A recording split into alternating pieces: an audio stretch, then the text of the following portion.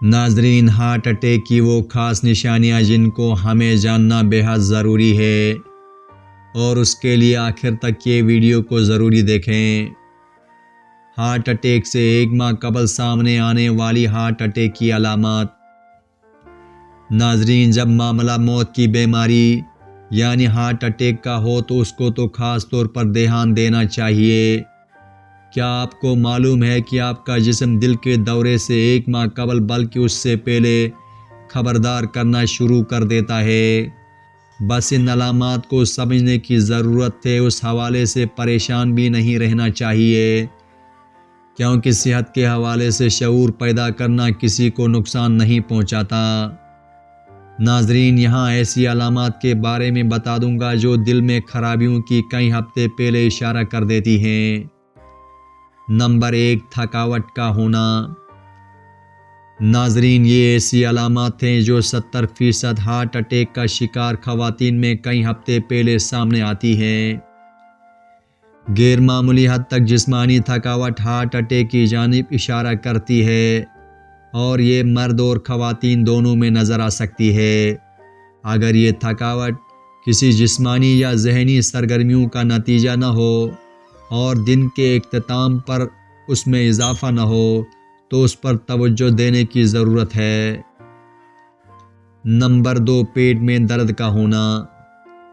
ناظرین، 50% heart attack کے واقعات میں یہ علامت کچھ عرصے پہلے سامنے آتی ہے، یعنی معدے میں درد کا ہونا، دل متلانا، پیٹ کا پھولنا یا موشن وغیرہ عام علامت ہیں۔ ہارٹ اٹیک سے قبل پیٹ یا معدے میں درد کچھ عجیب سا ہوتا ہے، یعنی کہ کبھی ہوتا ہے پھر آرام محسوس ہونے لگتا ہے۔ نمبر 3، درد جو ہاتھ میں پھیل جائے گا۔ ناظرین، ہارٹ اٹیک کی ایک اور علامت ایسی درد کی ہوتی ہے جس کا آغاز جسم کے مین حصے سے ہوتا ہے۔ یہ درد سینے سے شروع ہو کر نیچے کی طرف بڑھ جاتا ہے، مگر اکثر مریضوں کو ہاتھ میں درد کا احساس ہوتا ہے۔ نمبر 4، اچانک سر چکرانا۔ ویسے تو سر چکرانے کی کئی وجوہات ہو سکتی ہیں، تاہم اگر آپ کو اچانک لڑکھڑاہٹ کا احساس ہو جس کے ساتھ معدے میں تکلیف یا سانس لینے میں مشکل ہو تو فوراً ڈاکٹر سے رابطہ کریں۔ ماہرین کے مطابق ایسے ہونے کا مطلب بلڈ پریشر تیزی سے گرنا ہوتا ہے، کیونکہ دل معمول کے مطابق پمپ کرنے سے قاصر ہوتا ہے۔ نمبر 5، جبڑے یا گلے میں تکلیف کا ہونا۔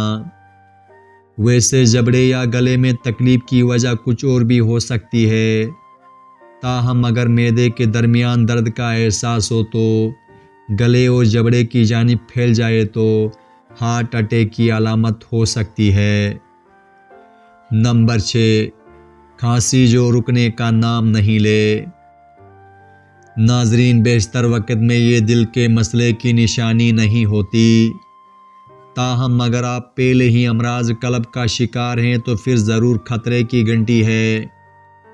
اگر آپ کو کھانسی بہت زیادہ دیر تک برقرار رہے جس سے سفید یا گلابی بلغم خارج ہو تو یہ دل کے ہارٹ اٹیک کی نشانی ہے۔ نمبر 7، ہاتھ پاؤں اور ٹخنوں کی سوجن۔ یہ اس بات کی علامت ہوتی ہے کہ دل مؤثر طریقے سے خون کو پمپ نہیں کر رہا ہوتا۔ جب دل تیزی سے پمپ نہیں کر رہا ہوتا تو خون واپس شریانوں میں جا کر ان کو پھلا دیتا ہے، جس سے ہارٹ اٹیک کا خطرہ پیدا ہوتا ہے۔ نمبر 8، بے خوابی۔ ناظرین، یہ علامت مردوں کے مقابلے میں خواتین میں زیادہ نظر آتی ہے۔ ویسے طبی ماہرین اس علامت کو ہارٹ اٹیک یا فالج وغیرہ کے بڑھنے کا عندیہ قرار دیتے ہیں۔ رات کو نیند نہ آنے کے ساتھ شدید نوعیت کی ذہنی بے چینی اور غیر حاضر دماغی کا سامنا ہو تو یہ تشویشناک ہو سکتا ہے۔ نمبر 9، سانس گھٹنا۔ ناظرین، 40% کیسز میں یہ علامت سامنے آتی ہے، یعنی سانس لینے میں مشکل اور یہ احساس گہری سانس لینا ممکن نہیں ہوتا۔ یہ مرد اور خواتین کے اندر ہارٹ اٹیک سے 6 ماہ قبل بھی سامنے آتی ہے۔ نمبر 10، بال کا مسلسل گرنا۔ ناظرین، بالوں کا تیزی سے گرنا بھی امراض قلب کی واضح علامت ہے۔ عام طور پر یہ 50 سال سے زائد عمر کے مردوں میں نظر آتی ہے، مگر کچھ خواتین میں بھی یہ سامنے آتی ہے۔ نمبر 11، دل کی دھڑکن میں بے ترتیبی۔ ناظرین کرام، دل کی دھڑکن میں بے ترتیبی اکثر گھبراہٹ کا حملہ اور ذہنی بے چینی کے ساتھ حملہ آور ہوتی ہے۔ خاص طور پر یہ خواتین پہ اچانک حملہ کرتی ہے۔ اگر دل کی دھڑکن میں تیزی 1 سے 2 منٹ تک برقرار رہے اور اس میں کمی نہ آئے، اس کے علاوہ دھڑکن کی رفتار میں کمی بیشی سے گشی اور تھکاوٹ ہونا اس بات کی علامت ہے۔ نمبر 12، بہت زیادہ پسینہ آنا۔ ناظرین، غیر معمولی یا بہت زیادہ پسینہ آنا بھی ہارٹ اٹیک کی ایک ابتدائی علامت ہو سکتی ہے، جو کہ دن یا رات کسی بھی وقت سامنے آ سکتی ہے۔ یہ علامت عام طور پر خواتین میں زیادہ سامنے آئی ہے۔ نمبر 13، سینے میں درد۔ ناظرین، مردوں اور خواتین دونوں میں سینے میں درد مختلف شدت اور طریقے سے سامنے آتی ہے۔